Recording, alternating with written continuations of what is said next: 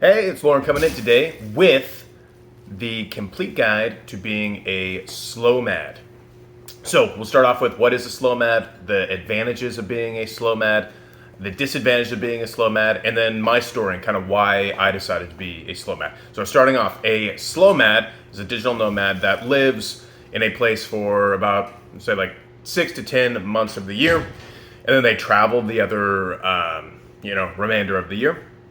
And so you kind of have a little bit of a home base, but then you're kind of traveling to different places for, however long you want. But usually you're not out of your sort of home base, I'd say longer than like 3 or 4 months at a time.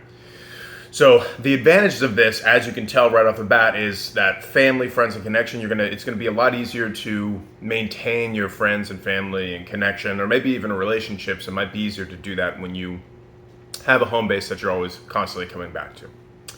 The second advantage is going to be easier to keep a regimen. For a lot of us, the key to our success and to becoming successful, to building our business, to building our freelance company, to maybe getting better at our skills, is going to be having a regimen and having a set schedule that we follow every day, right? If you're traveling around all the time, it can be difficult. While there are tricks to it, and I'm sure I'll come with a video of it, how to do that. It can be a lot easier to have a regimen when you're in the same place and there's not as much variability from day to day. The other thing is going to be having a place to call home. So having a place to call home is pretty awesome, right? And that's kind of the downside of traveling all the time, is you tend to lose that. So being a Slowmad, you still get to have that. So you can still travel quite a bit. So for example, we're coming in 2021, and I was able to see go to 4 different countries this year in 2021, but I still kept a home base the whole time. So I went and traveled the world. I would travel from anywhere from usually about like 2 to 4 weeks. I try to not do 2 weeks. 2 weeks is kind of a minimum. But I was still able to see quite a bit of the world, but I still had a place that I could come back to. When I came back to Denver, where I'm based at, I had a place to sleep. I wasn't like staying at a hotel trying to find a new apartment or anything like that. It wasn't like I was like asking for friends to live on their couches. I had a place to come back to and to sleep at that I could call home, and I still call home. Another one is going to be escaping the monotony. So life, inevitably, going to the same job every day, doing the same things every day, even if you're working from home, especially I'd say if you're working from home, waking up, doing the same thing every day, even if you're going to the gym and leaving the house, it can get old after a while. Even seeing the same beautiful landscapes. After a while, you start to get habituated and it's not nearly as exciting. So one thing that's really nice about the Slowmad lifestyle is you do get to leave and then come back. And I find that I actually appreciate Denver a lot more those first 2 to 3 weeks after I come back from a longer trip.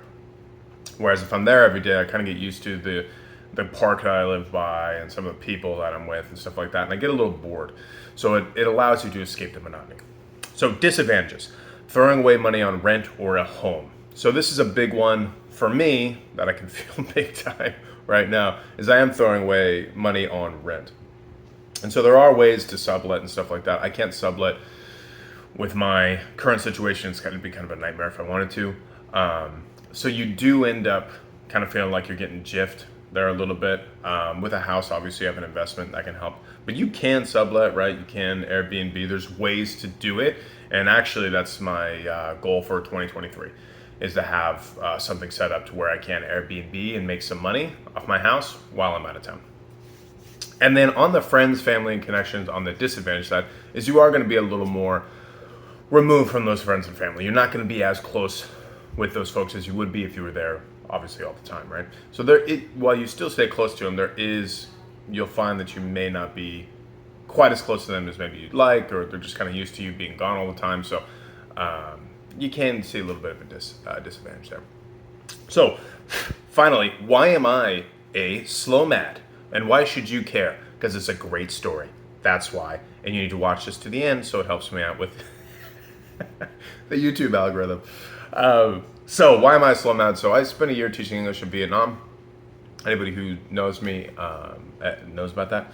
So I was there for a year. It didn't matter how good my Vietnamese was. It didn't matter how I didn't have any forks, right? I only ate with chopsticks, all that. It didn't matter how many Vietnamese friends I had. I was always going to be a foreigner. And so it is nice having a home. That's really what kind of drew me to being a Slowmad, is because I realized then that living long term in other countries, I was always going to be a foreigner. I'd always feel like I was an outsider.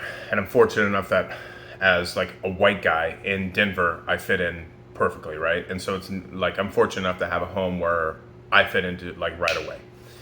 And so that's why I became a Slowmad, because it was kind of a bummer to be in a place where you are constantly considered a foreigner, an outsider, regardless of how well you learn the language, the culture, et cetera, et cetera.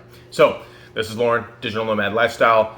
Follow us on YouTube or Facebook, Digital Nomad Lifestyle. Our YouTube, Facebook, Digital Nomad Lifestyle. Instagram, official Digital Nomad Lifestyle. TikTok, the Digital Nomad Lifestyle. And then digitalnomadlifestyle.com for the website. All right.